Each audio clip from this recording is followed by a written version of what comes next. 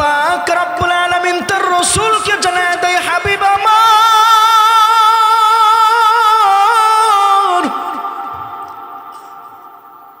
এই পৃথিবীর মধ্যে যত মানুষ রয়েছে আপনি প্রত্যেকটা মানুষের কর্ণকুহরের মধ্যে পৌঁছায়া দেন। মানুষদেরকে আপনি রাসূল আমার এই বাণীটা পৌঁছায়া দেন। আল্লাহ বলেন, ইয়া আইয়ুহাল ইনসান, ও পৃথিবীর মানুষ, বলো তো দেখি কোন জিনিস তোমাদেরকে ধোঁকায় ফেলে দিল। এ বীর বেগবারের প্রিয় মুসলমান ভাই, দিলের কানটা লাগায়া দাও। এই এলাকার প্রতিটা ঘরের মুসলমানের এমন কি হয়ে গেল, যেই কারণে মাহফিল হওয়া সত্ত্বেও, কোরআনের আলোচনা হওয়া সত্ত্বেও এরা দোকানের মধ্যে বসে আছে, ঘরের মধ্যে বসে আছে, কোরআনের আলোচনা শোনার জন্য আসে নাই, আল্লাহর কালাম শোনার জন্য আসে নাই। অথচ আমার আল্লাহ জানায় দেয়, হাবিব আমার,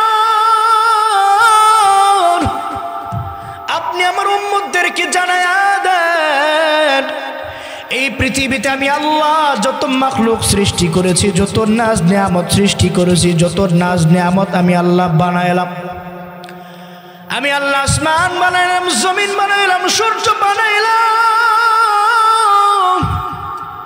এই সব কিছুর মধ্যে আমি আল্লাহ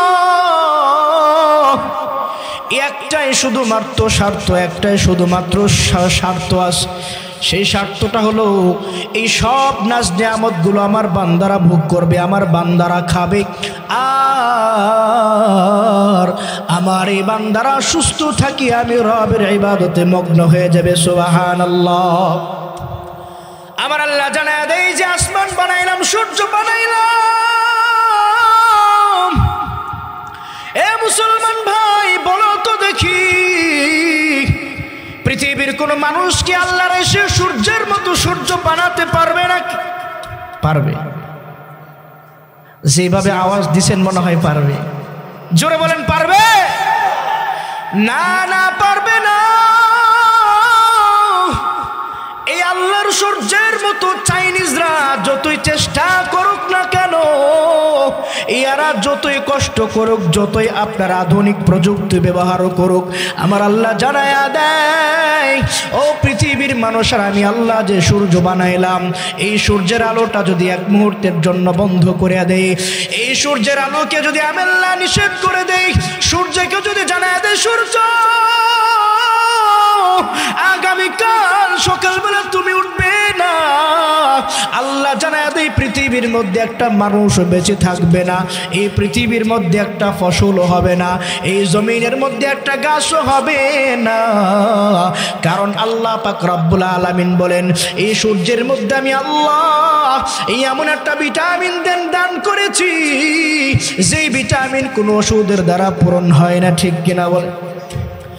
এই জন্য ডাক্তাররা বলে থাকে, যদি কোনো মানুষের জন্ডিস হয়ে যায়, এমন এমন কিছু রোগ আছে,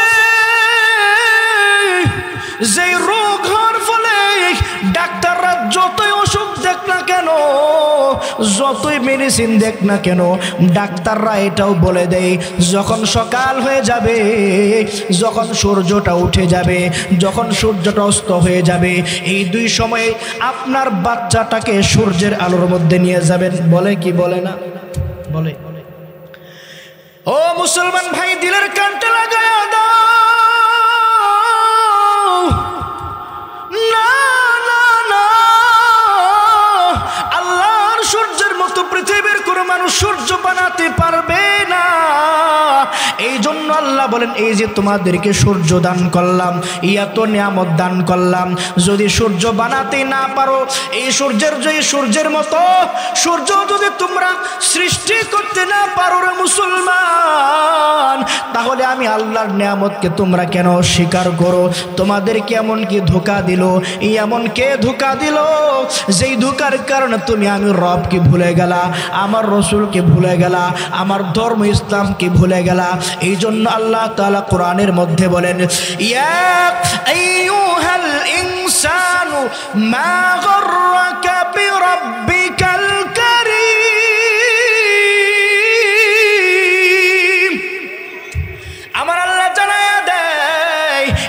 দেখুন শয়তান এমন কি জিনিস হয়ে গেল, এই যে মাহফিল হলো ঘরের মধ্যে বসে আছে, মাহফিলের মধ্যে আসে না। আল্লাহ বলে হা হা, এই দুনিয়াতে একজন শয়তান আছে, শয়তান নামক একটা মাখলুক আছে যাকে আমি আল্লাহ সৃষ্টি করেছি। যেই শয়তানকে আমি আল্লাহ জান্নাতের মধ্যে ঢুকাইয়াছিলাম, যাকে আল্লাহ, যেই শয়তান আমার আল্লাহর কাছে বড়ই প্রিয় ছিল, বড় পছন্দের মানুষ ছিল, কিন্তু এমন শয়তান এই এমন একটা অন্যায় কাজ করেছে, এমন একটা জঘন্য কাজ করেছে, যার কারণে শয়তানকে আমি আল্লাহ জান্নাত থেকে চিরতরে বের করে দিয়েছি। আল্লাহু আকবার। আরো আওয়াজ দিয়ে বলেন আল্লাহু আকবার। এ মুসলমান, আপনারা ঘটনা শুনেছেন, কোরআনুল কারীমের মধ্যে আল্লাহ তাআলা সেই ঘটনা বিস্তারিত বলেন।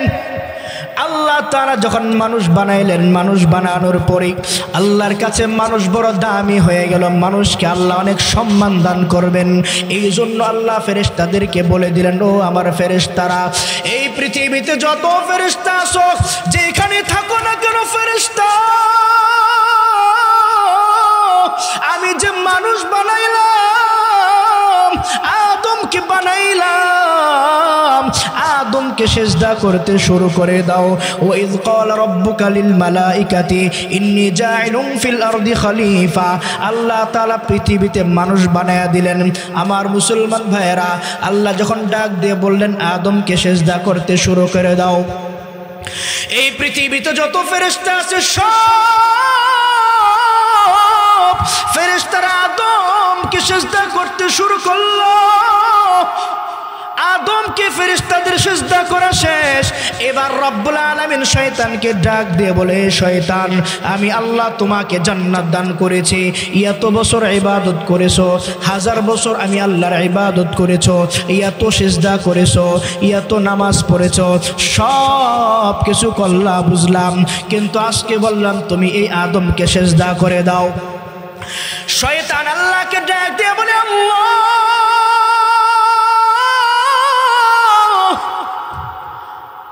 মানুষ হলো আদম, এ হলো মাটির তৈরি, আর আমি শয়তান হলাম আগুনের তৈরি। শয়তান যেহেতু আগুনের তৈরি, আগুনের কাজ হলো উপর দিকে ওঠা, আর মাটির কাজ হলো নিচের দিকে যাওয়া। শয়তান আল্লাহকে ডাক দিয়ে বলে, আল্লাহ, না না না, আমি আদমকে সিজদা করব না। তার কারণ হলো, আমি আদমকে যদি সিজদা করে আগুনের অবমাননা করা হয়, মাটির চেয়ে আগুনের দাম বেশি। এই শয়তান আল্লাহর সামনে এমন যুক্তি পেশ করতে শুরু করে দিল। আমার আল্লাহ জানায় দিলেন, এ শয়তান, আমি মানুষ বানায়া সব ফেরেশতাদেরকে বলেছি, সব ফেরেশতারা আদমকে সিজদা করলো, তুমি আমার সামনে সিজদা করবা না, যুক্তি পেশ করতে শুরু করলা। আল্লাহ ডাক দিয়ে বললেন, শয়তান, আমার নাফরমানি করে দিলা, আমার অবাধ্য হয়ে গেলা, আজকের পর থেকে তোমাকে আর জান্নাতে রাখা যাবে না। আমি আল্লাহ ঘোষণা দিয়ে দিলাম, ও শয়তান, তুমি এই মুহূর্তেই জান্নাত থেকে বের হয়ে চলে যাও। আল্লাহু আকবার। এবার শয়তান আল্লাহকে ডাক দিয়ে বলে,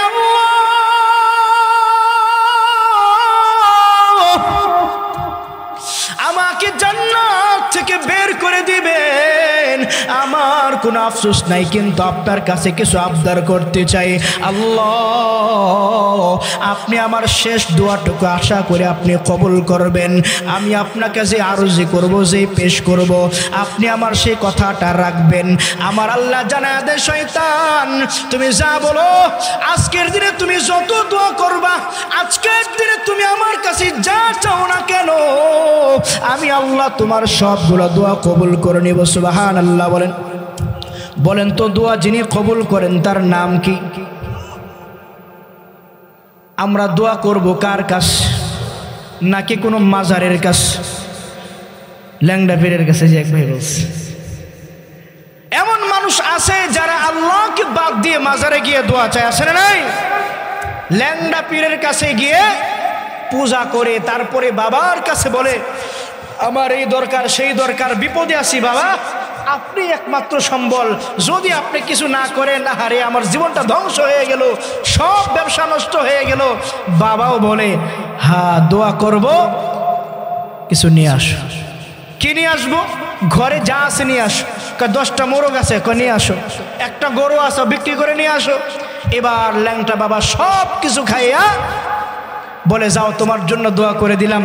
ওই মুরিদ খুশিতে চলে গেল, কিন্তু মাসকে মাস চলে যায়, ওই মুরিদের মনের চাওয়া পূরণ হয় না, কারণ সে ভুল জায়গায় গেল না, সঠিক জায়গায়। জোরে বলেন।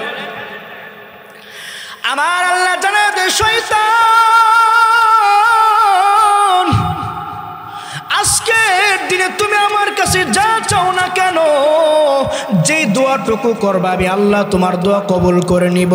এবার শয়তান আল্লাহকে ডাক দিয়ে বলে, আল্লাহ আমি আপনার কাছে একটা জিনিস চাই। 1 নাম্বার হলো কিয়ামত পর্যন্ত আমি শয়তানকে আল্লাহ আপনি হায়াত দিয়ে দেন, সেই দোয়াটা চাই। আল্লাহ বলেন যাও, তোমাকে দিয়ে দিলাম। বলো 2 নাম্বার তোমার দোয়াটা কি? এবার শয়তান ডাক দিয়ে বলে, আল্লাহ 2 নাম্বার আমি আপনার কাছে চাই, আপনি যে মানুষের জন্য আমাকে জান্নাত থেকে বের করে দিলেন, যে মানুষকে সম্মানিত করতে গিয়া আমি শয়তানকে অপমানিত করলেন, ওগো আল্লাহ এই দুনিয়ার মধ্যে আমি দেখব আপনার মানুষেরা কিভাবে ভালো আমল করে, আপনার বান্দারা কিভাবে জান্নাত অর্জন করে। আল্লাহ জানায় যে যাও শয়তান, তোমাকে সেই শক্তি দিয়া দিলাম, তুমি মানুষের রোগে রোগে চলবা, মানুষের দেহের মধ্যে চলবা। আমি আল্লাহ তোমাকে সেই পাওয়ারটুকু দিয়া দিলাম, তুমি মানুষদেরকে দেখতে পাইবা, কিন্তু মানুষ তোমাকে দেখতে পাবে না। এই জন্যই তো শয়তানকে আমরা দেখি, শয়তান ঠিকই আমাদেরকে দেখে, ঠিক কিনা? আল্লাহ তাআলা জানাতে শয়তান যাও, তোমার দোয়াটুকু কবুল করে নিলাম। শয়তান বলে যা ঠিক আছে আল্লাহ, আপনি আমি শয়তানের দোয়া কবুল করেছেন। এবার শয়তানকে আল্লাহ দুনিয়াতে পাঠাইয়া দিলেন। আমার আল্লাহ ফেরেশতাদেরকে জানায়া দেয়, এ আসমানের ফেরেশতারা কে কোথায় আছো, আসো, কে কোথায় আসো। শয়তানকে আমি আল্লাহ যে পাওয়ার দিয়ে দিলাম, শয়তান ডান দিক থেকে ধোঁকা দিবে, বাম দিক থেকে ধোঁকা দিবে, পেছন দিক থেকে ধোঁকা দিবে, সামনের দিক থেকে ধোঁকা দিবে, কিন্তু আমি আল্লাহর কাছে উপরের দিক আর নিচের দিক আমি আল্লাহর কাছে রেখে দিলাম। সুবহানাল্লাহ। আমার আল্লাহ জানায় দেয় শয়তান রে, তুমি চতুর্দিক থেকে ধোঁকা দাও না কেন? এই বান্দা যখন দিনের বেলায় শেষ রাত্রিতে 2টা রাকাত তাহাজ্জুদ নামাজ আদায় করিয়া, 2টা রাকাত নফল নামাজ আদায় করিয়া আমি আল্লাহর কাছে 2টা হাত তুলে যখন দোয়া করবে, আল্লাহ ওগো আসমানের মালিক আল্লাহ, সারাটা জীবন নাফরমানি করেছি, সারা জীবন অন্যায় করেছি গো আল্লাহ, তোমার কথা অমান্য করেছি, নামাজ পড়ি নাই, আল্লাহ রোজা ঠিক মতো রাখি নাই, কত গুনাহ করেছি। মা বোনেরা যখন আল্লাহর কাছে দোয়া করবি, আল্লাহ ঠিক মতো পর্দা করতে পারি নাই, ঠিক মতো স্বামীর খেদমত করতে পারি নাই, এইরকম ভাবে বান্দা যখন আল্লাহর কাছে 2টা হাত তুলে ফরিয়াদ করে, আমার আল্লাহ ডাক দিয়ে বলেন, ও শয়তান শোনো, আমার বান্দা যদি 60 বছর পর্যন্ত গুনাহ করে থাকে, আমি আল্লাহর কাছে তার একটা সেজদা যদি কবুল হয়ে যায়, আমি আল্লাহ আমার বান্দার 60 বছরের সব গুনাহগুলো মাফ করে দিব। সুবহানাল্লাহ। আওয়াজে তো আসতে জোরে বলেন না সুবহানাল্লাহ। এই জন্য মুসলমান আমার আল্লাহ জানায় দেয়,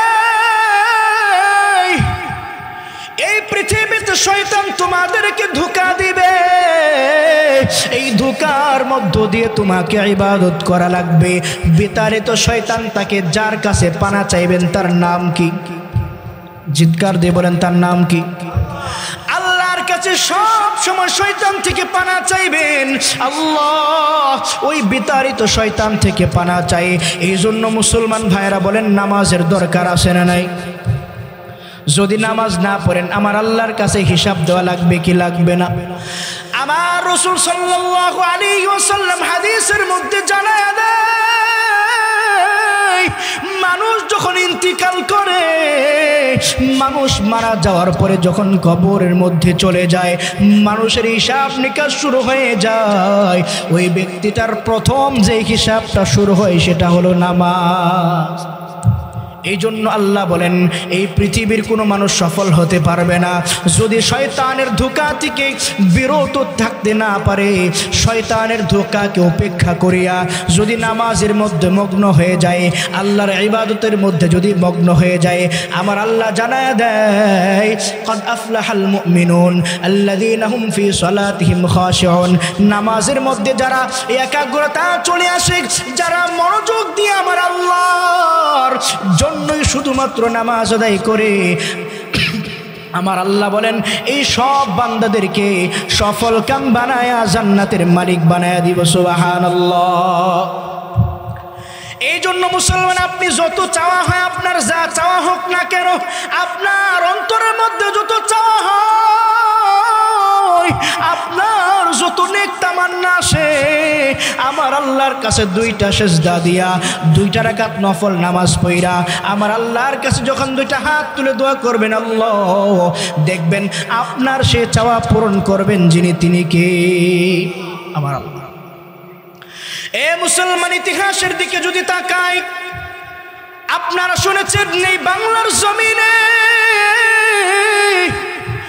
ওই সিলেটের জমিনে একজন আল্লাহর ওলি আগমন করেছিলেন, যার নাম হলো শাহজালাল ইয়ামানী রহমতুল্লাহ আলাইহি। নাম শুনছেন কিনা? শাহজালাল ইয়ামানী কিন্তু বাংলাদেশের তার জন্ম না, তিনি কিন্তু বাংলাদেশি মানুষ না, তার জন্মস্থান হলো ইয়ামান দেশে।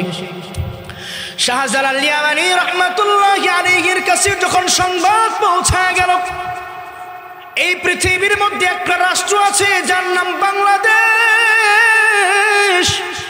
এই দেশের মধ্যে একজন জালেম মানুষ আছে, একজন জালেম হিন্দু আছে, যার নাম হলো গৌর গোবিন্দ।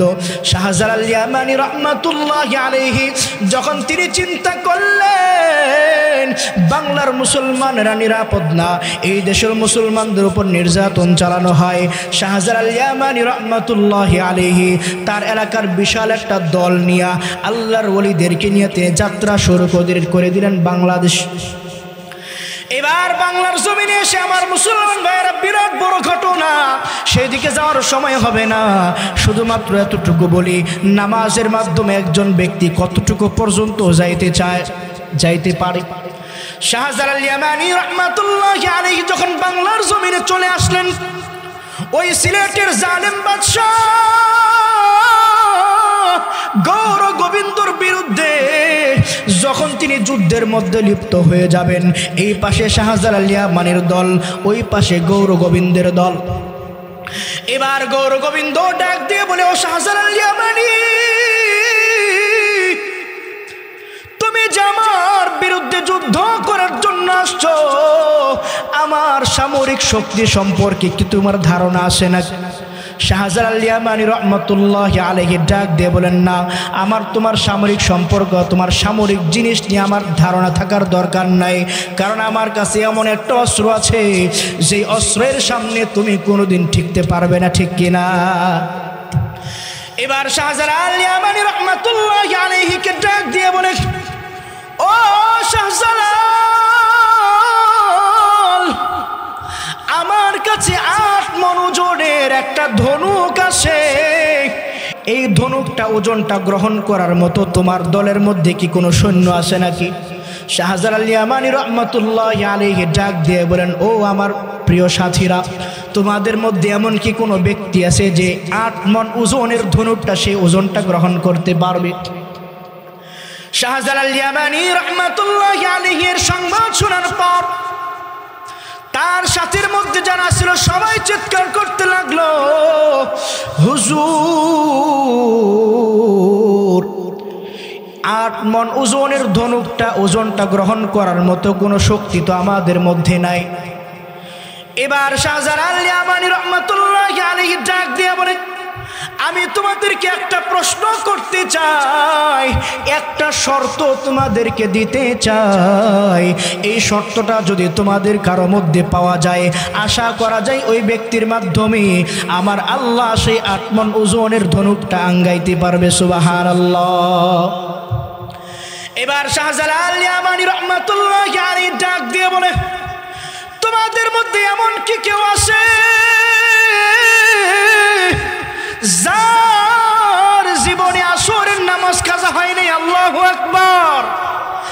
এমন কি কোন মানুষ আছে যার জীবনে এক ওয়াক্ত নামাজ, আসরের নামাজও কাজা হয় নাই?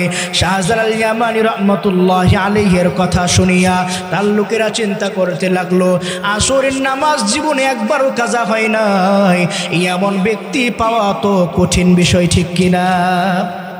যদি আপনাদেরকে বলি যে জোহরের নামাজ জীবনে একবারও কাজা হয় নাই, এমন কেউ আছেন? আছে কেউ?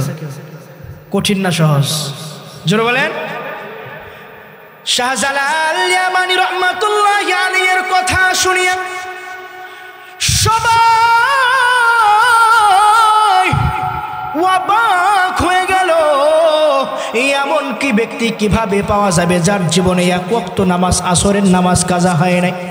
ইয়াদের মধ্যে একজন ব্যক্তি ছিল যার নাম হলো নাসির শাহ রাহমাতুল্লাহি আলাইহি। নাসির শাহ রাহমাতুল্লাহি আলাইহি চিন্তা করলেন, আমার জীবনে এক ওয়াক্ত নামাজ কাজা হয় না,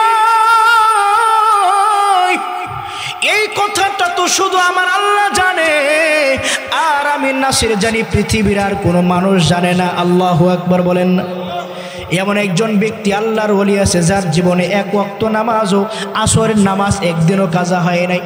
শাহজালাল ইয়ামানির সেই ঘোষণা শুনিয়া নাসির শাহ আল্লাহর কাছে ডাক দিয়ে বলে,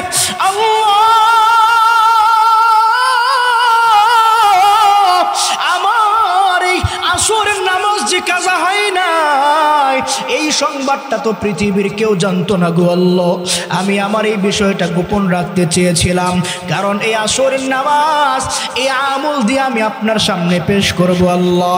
কিন্তু আজকে যদি আমার যে হুজুর তার কথা যদি না মানে, এই তার কথা মানিয়া যদি আমি আমার কথাটা প্রকাশ করে দিই, সবাই জেনে যাবে। আল্লাহর কাছে দোয়া করতে লাগলেন, আল্লাহ আমি যে আসরের নামাজ কাজা করি না, আমার যেন কোনোভাবে ইখলাস নষ্ট না হয়, আমার যেন কোনোভাবে আমার ইবাদতের মধ্যে খলল সৃষ্টি না হয়ে যায়।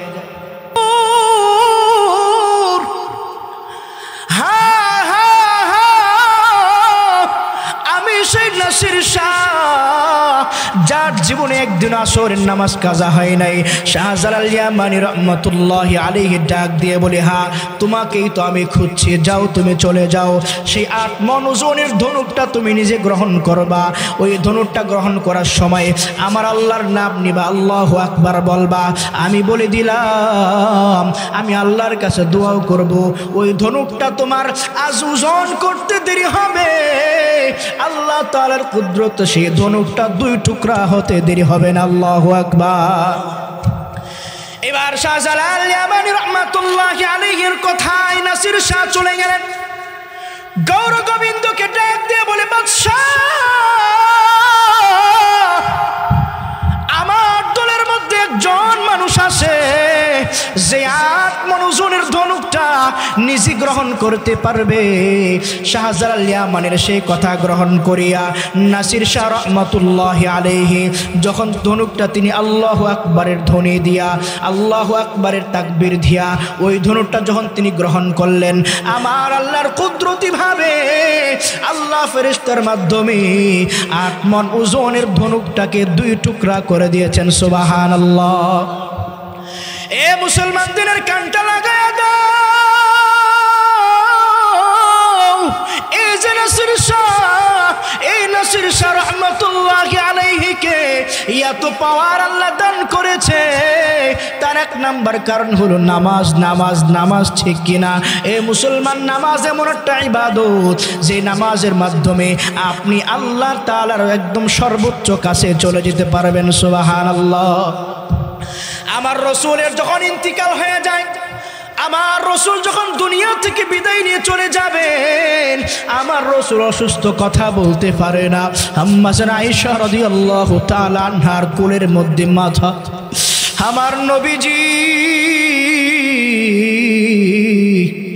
মসজিদের মধ্যে যাইতে পারে না, এতটা অসুস্থ, শরীরের মধ্যে প্রচন্ড ব্যথা, সারা শরীরের মধ্যে প্রচন্ড জ্বর, মাথার মধ্যে অনেক ব্যথা। নবীজি মসজিদে নববীতে যাইতে পারে না।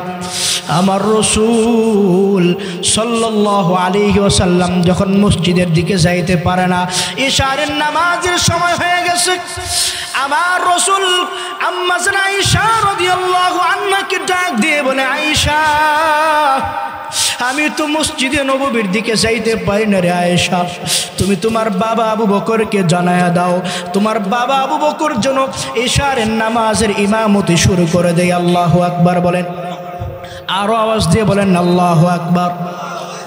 আম্মা জান আয়েশা রাদিয়াল্লাহু আনহা মসজিদের মধ্যে ঘোষণা দিয়ে দিলেন, এ তোমরা কোথায় আছো? আমার নবী তিনি এতটা অসুস্থ, এত জ্বর, শরীরের মধ্যে এত ব্যথা, আমার নবী মসজিদে নববীতে যাইতে পারে না।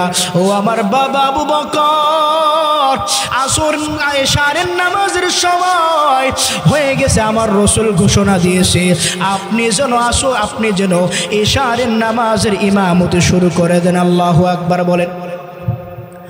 আম্মা জান আয়েশা রাদিয়াল্লাহু আনহার কথা শুনিয়ে মসজিদে নববীর মধ্যে কান্নার রোল পড়ে গেছে।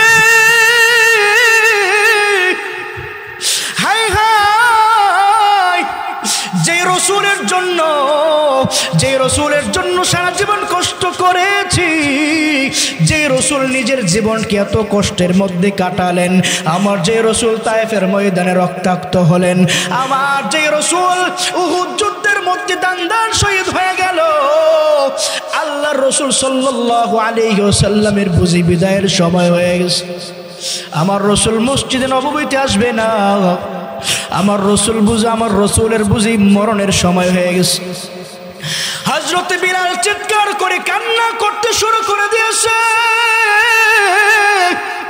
হযরত আবু বকর তিনিও কান্না করতে শুরু করে দিলেন, হযরত ওমরও কান্না করে, হযরত আবু বকর রাদিয়াল্লাহু আনহু কান্না করতে করতে তিনি নামাজের মধ্যে দাঁড়ায় গেলেন।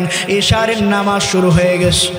আমার রাসূল আম্মা জান আয়েশাকে ডাক দিয়ে বলে, আয়েশা কই, মসজিদে নববীর মধ্যে নামাজ শুরু হয়ে গেছে। ও আয়েশা, আমি তো মসজিদে যাইতে পারলাম না, আমার মনের মধ্যে অনেক ব্যথা রে আয়েশা, কিন্তু আমি আমার নিজের চোখে দেখতে চাই, আমার সাহাবীদের সেই নামাজের দৃশ্যটা আমি নিজের চোখে দেখতে চাই। আল্লাহু আকবার। আমার রাসূল আয়েশাকে জানায় দেয়, আয়েশা তুমি আমাকে একটু ধরো, দরজাটা খুলিয়া দাও, দরজা থেকে পর্দা সরায় দাও রে আয়েশা। আমার রাসূল মসজিদে নববীর দিকে তাকাইলেন, তাকায় দেখে আমার রাসূলের সাহাবীরা নামাজ পড়তে শুরু করলেন, আবু বকর ইমামতি করতেছে, কান্না করতেছে। এই দৃশ্য দেখে আম্মা জান আয়েশা রাদিয়াল্লাহু আনহা বলেন, আমার রাসূল এই দৃশ্য দেখিয়া রসুলের চোখ দিয়ে গড়ায় গড়ায় পানি পড়তেছে। আমি আয়েশা নবীজিকে ডাক দিয়ে বললাম, ইয়া রাসূলুল্লাহ, আপনি কেন কান্না করেন?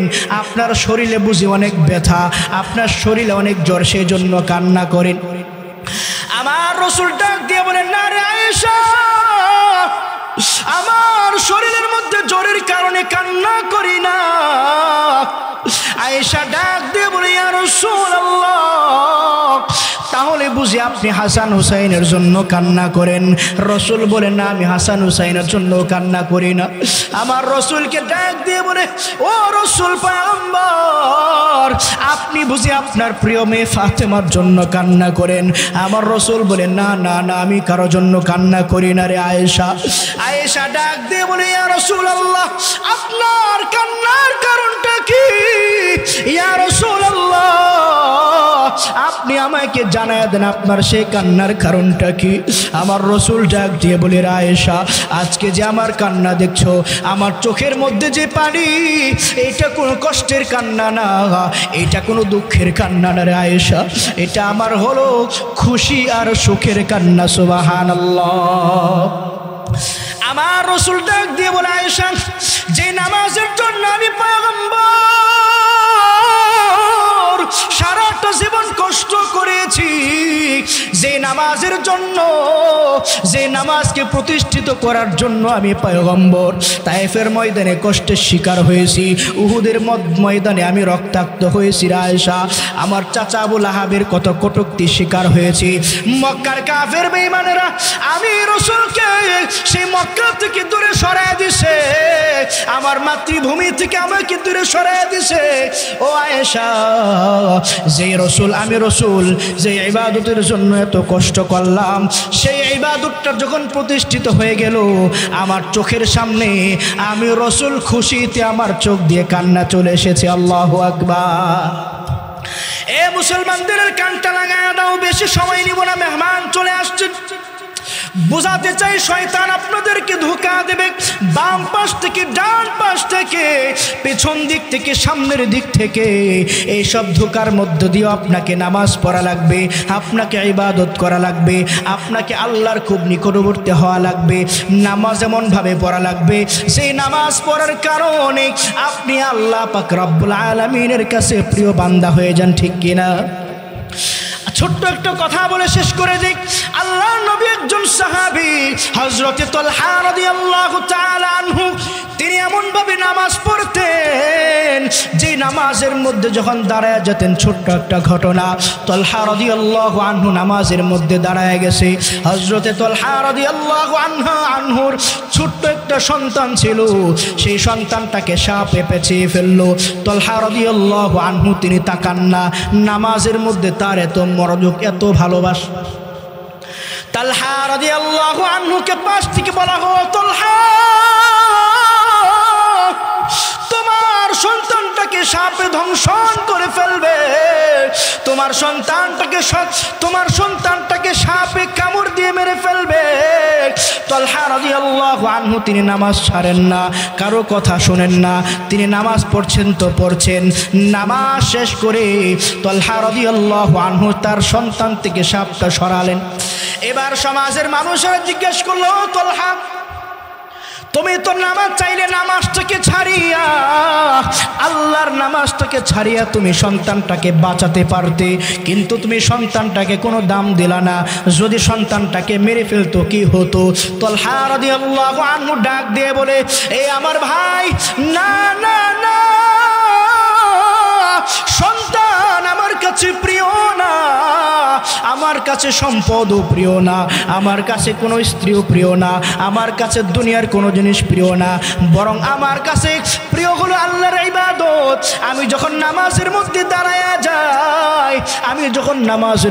দাঁড়ায়া যাই, যতক্ষণ না পর্যন্ত আমার আল্লাহর দিদার না পাই, ততক্ষণ পর্যন্ত নামাজ শেষ করি না। আল্লাহু আকবার বললেন না? আল্লাহ। এই জন্য আজকের আলোচনা যারা বুঝাইতে চাইলাম, যেখানেই থাকেন, যে অবস্থায় থাকেন, নামাজের মাধ্যমে আল্লাহর কাছে চাইবেন, নামাজের মাধ্যমে আপনি যা চাইবেন আল্লাহ পাক রব্বুল আলামিন আপনাকে দিবেন। তবে শর্ত হলো নামাজের মতো নামাজ পড়া। শয়তান ধোঁকা তো দিবেই।